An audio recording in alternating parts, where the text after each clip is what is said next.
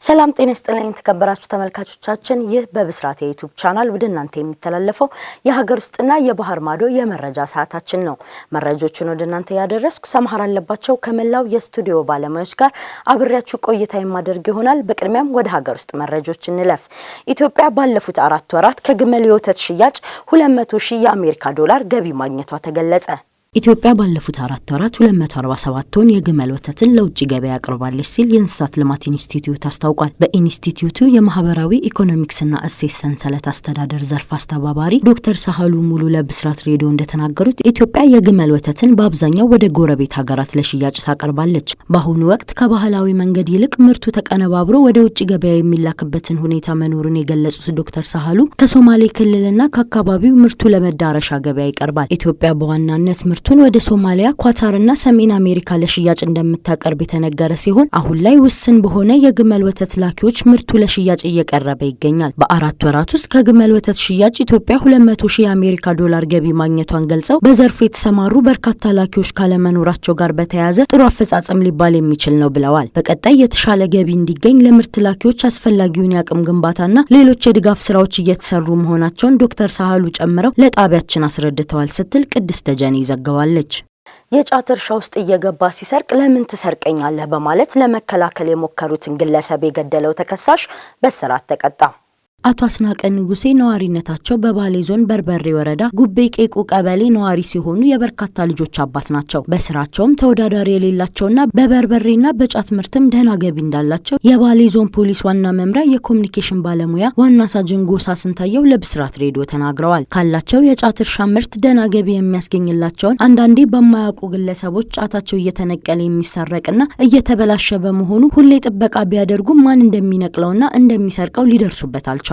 ጥቅምት 7 2018 ዓ.ም ከጠዋቱ 1 ሰዓት ግን ሲጠብቁት የነበረው የጫት ስርቆት በማን እንደሚከናወን የተረዱበትና እጅ ከፍንጅ የያዙበት ቀን ነበር። የአቶ አስናቀ ንጉሴን ጫት ጊዜና ወቅት በተለይ ጠዋት ማለዳ እየተነሳ የጫት እርሻቸው ውስጥ እየገባ እንደ ራሱ ንብረት ውስጥ ገብቶ እየቀጠፈ የሚወስደው አብዱላሂ ሐሰን የተባለ የዚያው አካባቢ ልጅ ነበር። አብዱላሂ ሐሰን የአቶ አስናቀ ንጉሴን የጫት ምርት ብቻ ሳይሆን የሌሎችንም የእርሻ ማሳ ውስጥ በመግባት ተደጋጋሚ ስርቆት እንደሚፈጽም በማስረጃ ተረጋግጧል። አብዱላሂ የአቶ አስናቀን ጫት እየቀጠፈ ሲወስድ አቶ አስናቀ በቀጥታ ለማስጣል ሲሞክሩ አብዱላሂ ባዘጋጀውና ደብቆ በያዘው ስለታማ መሳሪያ የተለያዩ የሰውነት ክፍሎቻቸውን 5 ቦታ ወቅቶ ለማምለጥ ሙከራ ሲያደርግ የአካባቢው ሰዎች ደርሰው በቁጥጥር ስር ውለዋል። ፖሊስም የሟች አቶ አስናቀን አስከሬን በማንሳት ለምርመራ ወደ ሆስፒታል የላከ ሲሆን በተጠርጣሪ ላይም አስፈላጊውን የምርመራ ሂደት በአስከሬን የምርመራ ውጤትና በሌሎች ማስረጃዎች በማጠናከር ለአቃቤ ሕግ ልኳል። አቃቤ ሕግም ከፖሊስ የተላከውን የምርመራ መዝገብ ተመልክቶ በከባድ የሰው መግደል ወንጀል ክስ መስርቷል። ክሱን ሲከታተል የቆየው የባሌ ዞን ከፍተኛ ፍርድ ቤትም ታህሳስ 13 ቀን 2018 ዓ.ም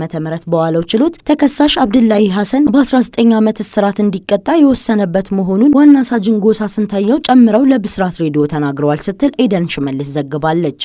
ተመልካቾቻችን እስካሁን ስትከታተሉት የነበረው የሀገር ውስጥ መረጃዎች ይህን ይመስላል። አሁን ደግሞ ከውጭ ወዳገኘነው መረጃዎች እንለፍ። ሳውዲ በየመን የተባበሩት አረብ ኤምሬትስ እርምጃ እጅግ አደገኛ ነው ስትል አስጠነቀቀች።